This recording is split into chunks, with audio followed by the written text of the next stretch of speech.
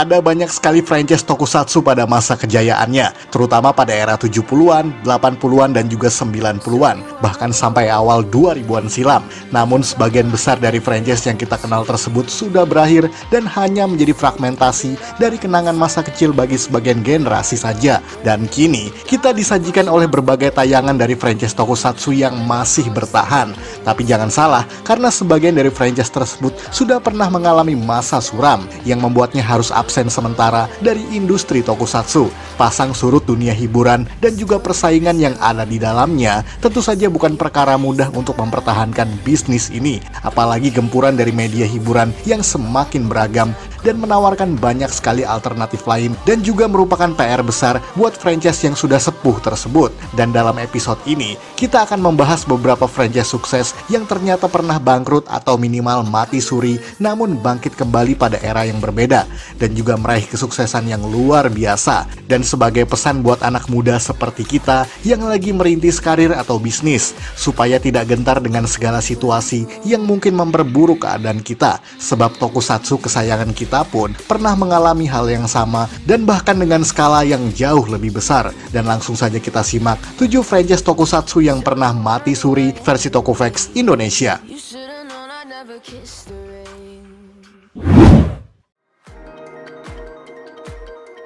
Godzilla franchise. Bicara soal sepuh, kita awali semuanya dari sesepuh di antara para sepuh tokusatsu, karena istilah itu berasal dari waralaba super besar yang berikut ini. Dan mungkin kita harus sedikit bercerita soal sejarah dari Godzilla secara industri, sebab pada tahun 1954 dibuatlah sebuah film monster raksasa hasil inspirasi atau lebih tepatnya sebuah produksi tandingan dari film King Kong asal Amerika Serikat. Namun berbeda dengan King Kong yang menggunakan teknik stop motion, Toho saat itu sangat kesulitan untuk menemukan seseorang yang ahli dalam bidang stop motion tersebut, sehingga memutuskan untuk menggunakan aktor berkostum saja. Awalnya, film Godzilla memang bertema horor fiksi ilmiah dengan banyak sekali adegan yang merepresentasikan bencana yang diakibatkan dari monster raksasa itu, sampai kemudian dilanjutkan dengan banyak sekali sequel dan juga kaiju yang semakin beragam. Dan dalam periode ini, unsur film horor dan disaster semakin dihilangkan. Dari semula Godzilla yang merupakan monster lambang kehancuran menjadi pahlawan bagi manusia yang menghalau para kaiju lainnya, sampai pada tahun 1975 lewat The Terror of Mechagodzilla sebagai film terakhir yang Toho produksi, karena franchise itu sudah kehilangan minat dari para penonton dan juga budget produksi yang juga semakin menipis. Makanya banyak sekali film Godzilla pada masa itu yang benar-benar murahan banget secara produksi, dan itu merupakan kebangkrutan pertama Godzilla pada era Showa. Sampai akhirnya Toho memutuskan untuk memproduksi lagi film Godzilla pada tahun 1984 dengan judul yang sama dengan film pertama, atau oleh distribusi internasional diberi judul sebagai The Return of Godzilla, sebagai reboot dan juga sequel dari film produksi 1954 yang tadi, dan otomatis mengabaikan seluruh sequel dari film Godzilla sebelumnya seakan dianggap tidak pernah ada. Namun walaupun aneh secara continuity, film ini ternyata laku keras dan menjadi lambang dari kebangkitan franchise ini pada era 80-an. Dan oleh karena itulah, kemudian melahirkan 6 sequel lainnya sampai pada tahun 1995, yang kini disebut sebagai Heisei Era of Godzilla. Tentunya dengan tone yang lebih dark dan produksi yang jauh lebih mahal daripada era Showa. Namun meskipun sudah sangat laku keras dan membuat franchise Godzilla sangat kaya raya secara pendapatan, nyatanya itu menjadi sebuah mati suri dari franchise ini yang disinyalir karena Toho ingin melebarkan sayapnya ke media lain. Sebagai contoh, rumah produksi asal Amerika Serikat yang bernama TriStar Picture kemudian membuat film adaptasi dari Godzilla pada tahun 1998, walaupun mendapat kritikan yang sangat buruk dari fans Godzilla di dataran Amerika sendiri. Namun itu menjadi sebuah tamparan bahwa keputusan untuk membuat Godzilla menjadi lebih mainstream di tangan industri Hollywood adalah keputusan yang belum tepat pada saat itu. Sehingga pada tahun 1999 muncullah film Godzilla produksi Toho lainnya yang berjudul Godzilla 2000 Millennium, yang sekali lagi mengabaikan seluruh continuity dari sequel yang pernah ada sebelumnya, kecuali film paling pertama di tahun 1954 tadi. Dan ini merupakan era baru yang disebut sebagai Millennium Era of Godzilla, dan diakhiri dengan sangat manis oleh film Godzilla Final Wars yang sangat fenomenal pada tahun 2004. Semenjak saat itu, tidak ada lagi film Godzilla original Toho sampai akhirnya Legendary Picture ingin membuat Monsterverse lewat film Godzilla versi baratnya pada tahun 2014 yang kali ini lebih serius daripada buatan TriStar. Franchise ini masih berjalan tentunya, walaupun Toho tetap membuat Shin Godzilla pada tahun 2016 dan juga beberapa sequel dengan format anime serta live action film yang berjudul Godzilla Minus One. Jadi, franchise ini benar-benar sudah makan asam garam berkali-kali, dari sukses luar biasa sampai harus jatuh dan bangun lagi.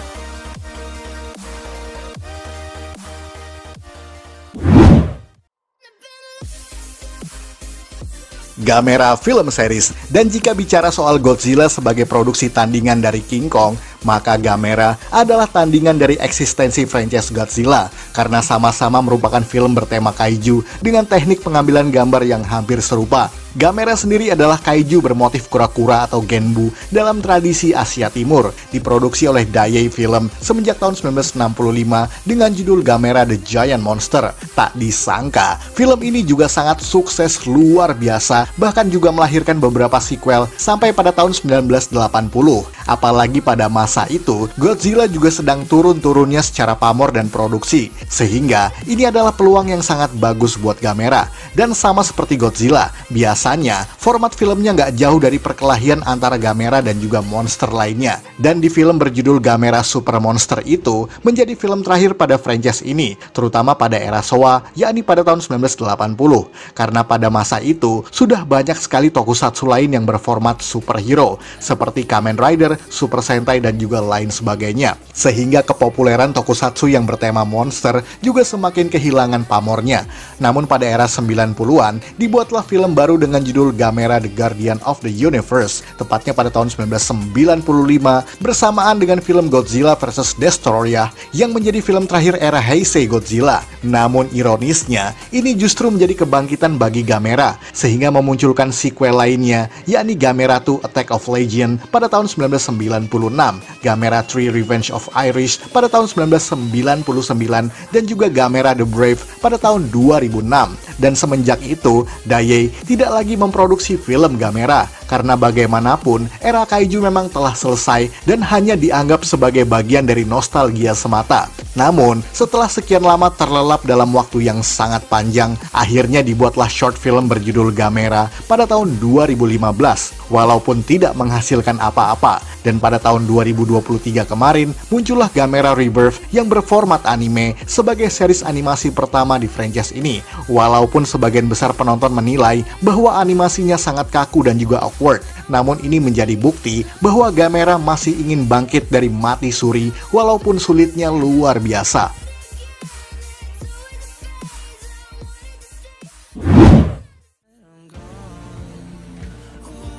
Ultra Series masih ada hubungannya dengan Godzilla karena ini juga dibuat oleh kreator yang sama, yakni Eiji Tsuburaya, di mana ini juga salah satu franchise tokusatsu yang paling fenomenal di dunia serta menjadi ikon industri hiburan di Jepang yang disetarakan dengan Godzilla sendiri, Pokemon, dan juga Gundam. Tapi buat generasi saat ini yang cuma taunya bahwa Ultraman adalah franchise sukses besar baik secara finansial dan juga komersial, ternyata Ultra Series di bawah Tsuburaya Production sempat berkali-kali mati suri sepanjang sejarahnya. Tentu saja ini dimulai pada tahun 1966 lewat serial Ultra Q, di mana belum memperkenalkan tokoh Ultraman, melainkan hanya para kaiju yang datang dari luar angkasa serta memporak-porandakan kota.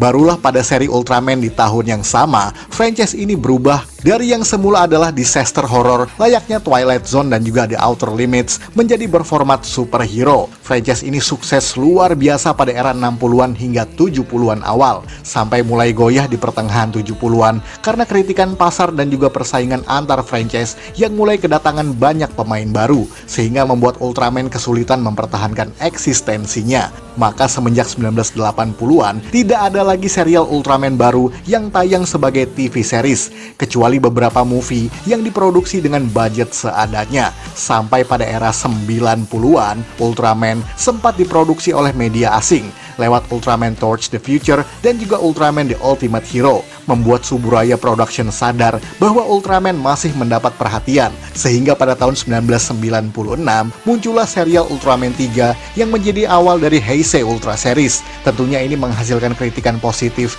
dan juga cuan yang luar biasa, sehingga mereka memutuskan untuk membuat sequel series lainnya sampai pada era 2000-an pertengahan. Namun semenjak tahun 2007, terutama semenjak tamatnya Ultraman Mebius, tidak ada lagi serial Ultraman baru yang diproduksi secara continuity, kecuali Ultra 7X dan beberapa serial spin-off serta movie. Barulah semenjak 2010-an awal muncullah New Generation Ultra atau rangkaian series dalam satuan Ultraman Red Suden yang ditandai dengan kemunculan Ultraman Zero yang berformat movie. Dan akhirnya ada serial Ultraman Ginga sebagai bagian dari kebangkitan baru Ultra Series dan mampu beradaptasi dengan situasi pasar tokusatsu yang lebih condong pada produksi merchandise. Dan oleh karena itulah, Ultraman yang sudah hampir bangkrut berkali-kali tersebut membuatnya kini menjadi raksasa media hiburan yang sangat mendunia.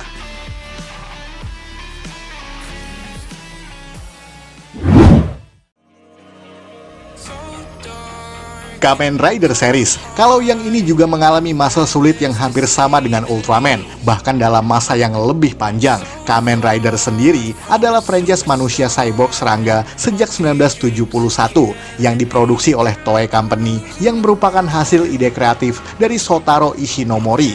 Setidaknya itulah gagasan awal dan siapa otak di balik franchise besar ini. Bahkan serial Kamen Rider pertama itu sangat panjang karena permintaan dari para penonton yang kian menunjang rating penayangannya. Ya mirip-mirip sinetron masa kini lah. Kalau ratingnya naik, maka episodenya juga makin panjang. Sehingga dibuatlah sequel lainnya yang masih saling berhubungan secara continuity, setidaknya sampai Kamen Rider Stronger pada tahun 1975.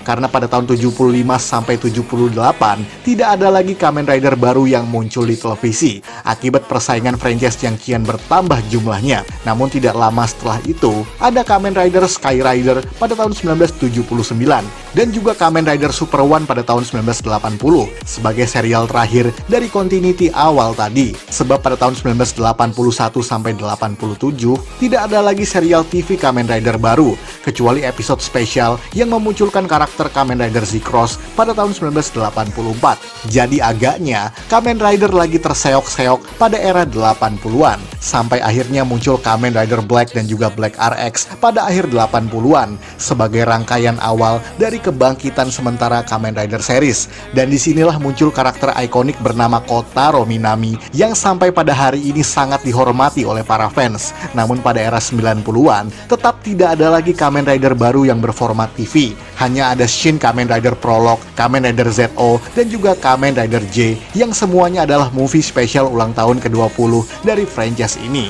Jadi seakan mereka mencoba merayakan ulang tahun dengan duit seadanya di tengah kondisi Kamen Rider yang juga antara ada dan tiada. Dan kebangkitan yang paling nyata diwujudkan dalam serial Kamen Rider Kuga yang menjadi awal dari Heisei Kamen Rider, tentunya dengan format yang sangat berbeda dengan sebelumnya, yang tidak lagi berkutat dengan cyborg dan juga serangga, sehingga menghasilkan banyak sekali sequel dengan ide yang lebih beragam, serta cuan yang jauh lebih banyak daripada sebelum-sebelumnya tadi. Dan setelah mati suri berkepanjangan tersebutlah, sampai pada hari ini, Kamen Rider masih terus memproduksi serial baru setiap tahun tanpa putus-putus, bahkan menjadi franchise paling inspiratif dari segi ide dan juga penceritaan.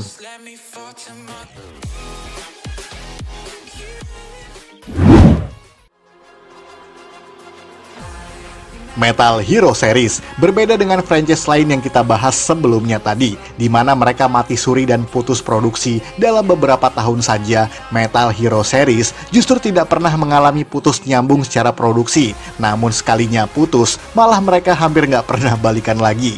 Akan tetapi ini adalah franchise hero yang tidak disangka-sangka, sebab Metal Hero sendiri awalnya dimaksudkan sebagai pengisi tayangan tokusatsu oleh Toei Company, yang pada awal 80-an tadi sedang kosong masa produksi. Diawali dengan Uchu Keiji Gaban pada tahun 1982 dengan ide bahwa Gavan adalah polisi alien intergalaksi dengan armor di seluruh tubuhnya. Tentu saja ini adalah awal yang indah dan sangat menjanjikan dari segi keuntungan, sehingga dibuat sequel langsung dengan judul Uchu Keiji Sharifan pada tahun 1983 dan juga Uchu Keiji Shider pada tahun 1984, menjadikannya sebagai trilogi Space Sheriff atau Uchu Keiji Series. Jadi awalnya, mereka sama sekali tidak dinamakan Metal Hero secara franchise, sampai kemudian dibuat banyak sekali lanjutan series, walaupun berada pada dimensi penceritaan dan ide yang sudah berbeda dengan Uchu Keiji. Bahkan pada awal 90-an, franchise ini sudah sangat sukses luar biasa, dengan berbagai series berformat polisi berteknologi super canggih, yang saat itu sontak memalingkan wajah penonton untuk mulai menyaksikan Metal Hero. Jadi bisa dibilang, era 90-an adalah masa-masa yang sangat menguntungkan bagi franchise ini. Namun semenjak 1997, format tayangannya berubah secara radikal. Dari semula pahlawan berbaju besi menjadi robot-robotan lucu oleh Birobo Kabutaku. Namun walaupun mixed kritik, Kabutaku tetap sukses secara finansial. Namun, semenjak serial Tetsuwan Tantei Robotaku, nampaknya Metal Hero mulai kehilangan banyak sekali penonton, sehingga serial tersebut menjadi yang paling terakhir yang pernah diproduksi dalam franchise ini. Sampai pada tahun 2012, Uchu Keiji Gavan dibuat versi terbaru yang berkali-kali dipromosikan lewat kolaborasi movie dan juga episode di Super Sentai. Dan uniknya, Kabutaku dan juga Robotaku seakan didepak dari franchise ini, seolah-olah bukan lagi bagian dari Metal Hero. Dan walaupun sudah tidak ada lagi serial TV yang baru, Metal Hero masih ada statusnya sampai hari ini, walaupun harus numpang eksis lewat Super Sentai dan juga Kamen Rider.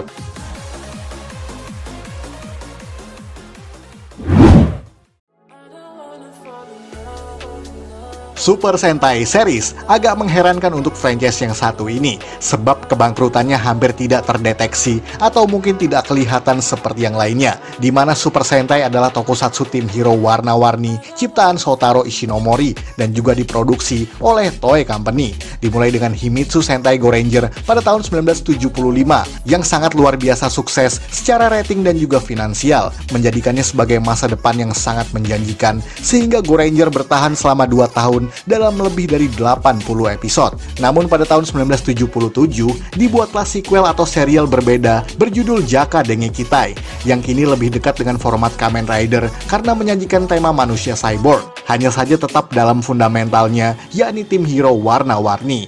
Akan tetapi, Jaka nampaknya mencoba melampaui ekspektasi penonton yang kini jauh lebih dark secara penceritaan, sehingga makin lama ratingnya makin turun dan harus berhenti tayang di episode ke-35 karena tidak lagi menjanjikan secara finansial. Jadi pada tahun berikutnya, yakni 1978, tidak ada serial Sentai sama sekali, karena di tahun itu Toei Company ingin bekerja sama dengan Marvel Comics dengan mengadaptasikan Spider-Man menjadi sebuah tayangan tokusatsu lengkap dengan mobil dan juga robot raksasa yang menginspirasi terciptanya mecha di Super Sentai. Dan oleh karena itu dibuatlah serial Battle Fever J yang merupakan Super Sentai pertama yang kini punya robot raksasa. Kolaborasi Marvel dan juga Toei masih bertahan sampai Taiyo Sentai Sun Volcan pada tahun 1981.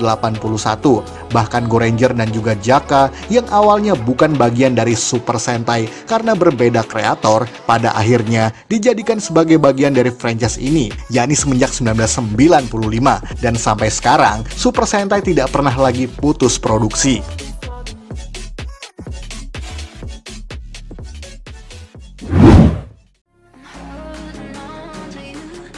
Power Rangers, dan yang terakhir ini adalah justru adaptasi dari Sentai itu sendiri, yang awalnya nampak cuma tertarik untuk mengangkat Kyoru Sentai Zyuranger sebagai Mighty Morphin Power Rangers. Buat yang mengalami masa jaya pada era 90-an awal, kalian pasti bisa merasakan betapa Power Rangers adalah raksasa media hiburan Amerika yang gede banget, sehingga mustahil ada manusia bumi yang nggak tahu apa itu Power Rangers. Tapi bukan berarti tanpa hambatan, sebab banyak sekali drama di belakang layar, mulai dari pindah stasiun TV, pindah rumah produksi, bahkan juga pindah lokasi syuting dari Los Angeles, Amerika Serikat, menuju Auckland, Selandia Baru, yang tentu saja semuanya pernah kita bahas beberapa kali dalam video berbeda, bahkan juga hampir mengakhiri serialnya di season yang berbeda-beda, dan itu juga pernah kita bahas dalam episode lain sebelumnya, membuktikan bahwa sekelas Power Rangers pun tetap punya masa kelam. Namun bicara soal mati suri, Power Rangers dari tahun 2009 ke 2010 justru lagi sulit-sulitnya, karena karena setelah tamatnya Power Rangers RPM yang diproduksi oleh Disney,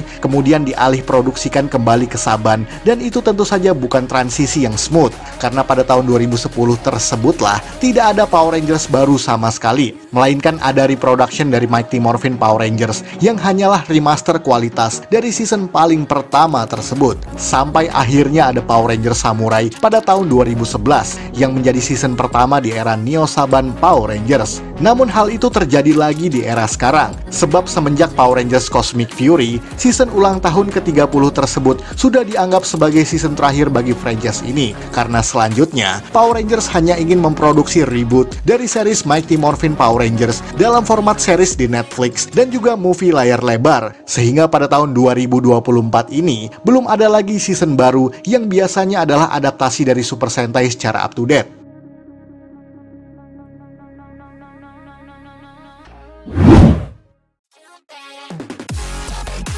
Sekian ulasan dari Tokofax Indonesia. Buat Anda yang suka dengan video ini, silahkan like dan share ke media sosial Anda. Jangan lupa tinggalkan komentar. Akhir kata, salam Tokofax Indonesia.